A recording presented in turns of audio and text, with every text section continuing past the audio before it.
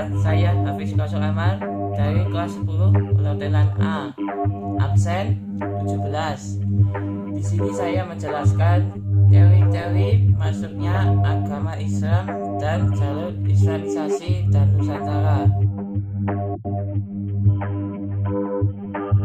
Teori Gujarat. Teori ini didukung oleh Snook, John, W.F.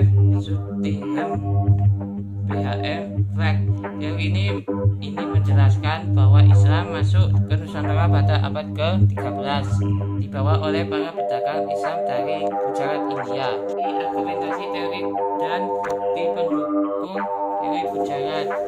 Penemuan batu nisan Sultan Malik Al-Saleh Sultan Samudra Pasai yang bergerak Gujarat, India. Tulisan Marco Polo pedagang Venesia yang menyatakan pernah singgah di Peluka tahun 1292 mendapati banyak penduduk yang beragama Islam serta adanya peran pedagang India dalam penyebaran agama. Teori Mekah. Teori ini didukung oleh Buya Hamka dan J.C. Van Noort. Teori ini menjelaskan bahwa Islam masuk ke Nusantara pada abad ke-7 dibawa langsung oleh para pedagang Arab. Dari argumentasi dan bukti pendukung teori Mekah, adanya pemukiman Islam dari Baros pantai sebelah barat Sumatera tahun 674. Penyaga teori Gujarat. Teori ini meyakini Islam yang berkembang di Samudra Pasai menganut mazhab Syafi'i yang merupakan mazhab besar di Mesir yang Mekah. Penemuan makam Fatimah bin Maimun 1082 di Gresik, Jawa Timur.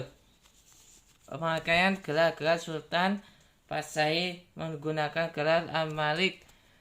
Temuan sejumlah makam Islam di Toloyo, Lowulan, Jawa Timur. Teori Persia ini didukung oleh Hossein Jaja di Grad. Teori ini menjelaskan bahwa Islam masuk ke Nusantara dibawa masuk oleh orang-orang Persia sekitar abad 13. Pendukung teori Persia, adanya upacara tabut atau tabwid, yaitu upacara memperingati meninggalnya Husain bin Ali cucu Nabi Muhammad setiap tanggal 10 Muharram atau Asyura. Adanya kesamaan antara ajaran Sufi yang dianut Syekh Siti Jenar atau Sufi era berakhiran Al-Hajj. Proses masuk dan perkembangan Islam di Indonesia melalui cara saluran perdagangan, perkawinan, pendidikan, politik, kesenian, tasawuf. Saluran yang digunakan dalam proses Islamisasi di Indonesia awalnya dirintis ketika ada orang Gujarat. Contoh, perdagangan, bintang, pelayanan orang Gujarat ke Nusantara.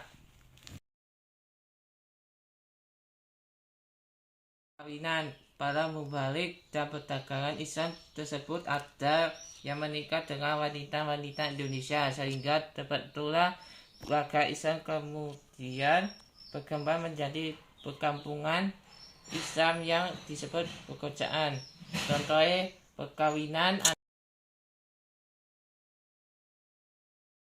pendidikan, para ulama atau mubalik yang menyebarkan Islam dengan mengajar masjid, musala, pesantren. Pondok pesantren adalah tempat para pemuda dan berbagai daerah dan kalangan masyarakat menimba ilmu agama Islam. Misalnya Raden Paku Sunan Giri mondok di Ampel, berguru pada Sunan Ampel, kemudian pergi ke Pasai. Dengan setelah pulang, beliau mendirikan pesantren di Bukti Giri dan mengajar di sana. Jadi para ulama berdakwah dengan mendekati para pejabat atau raja, karena jika pemimpin raja masuk Islam maka pengikut penduduk akan mengikuti masuk Islam budaya mengikuti pemimpin disebut paternalistik. Contoh, Sunan Ampel pergi ke Palembang mengajak masuk Islam Raja Arya Damal dan berhasil, kemudian mengajak masuk Islam Raja Brawijaya V. Raja tidak bersedia, namun Raja memberi hadiah tanah dan kekuasaan kepada Sunan Ampel dan Ampel Denta. Seni dan budaya Islam juga disebarkan melalui kesenian, misalnya melalui pertunjukan seni gamelan atau wayang kulit yang disebarkan kesenian lain yang digunakan sebagai sarana islamisasi antara sastra, hikayat, babat, seni bangunan, dan seni ukir. Sunan Kalijaga dikenal sebagai mubalik yang mahir mengubah cerita yang memainkan wayang purwa, wayang kulit. Beliau mengubah cerita wayang Jamus Kalimas Sada.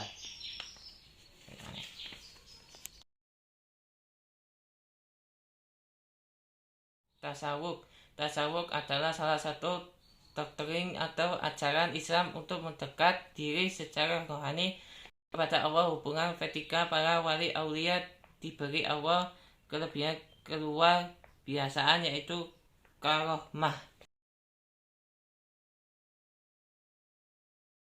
Teori masuknya Islam menurut saya yang paling masuk akal adalah teori Persia atau Iran. Hal ini terlihat berdasarkan kesanaan budaya Islamisasi yang berkembang di Indonesia, mempunyai kemiripan dengan Persia atau Iran. Terima kasih, sekian presentasi saya. Wassalamualaikum warahmatullahi wabarakatuh.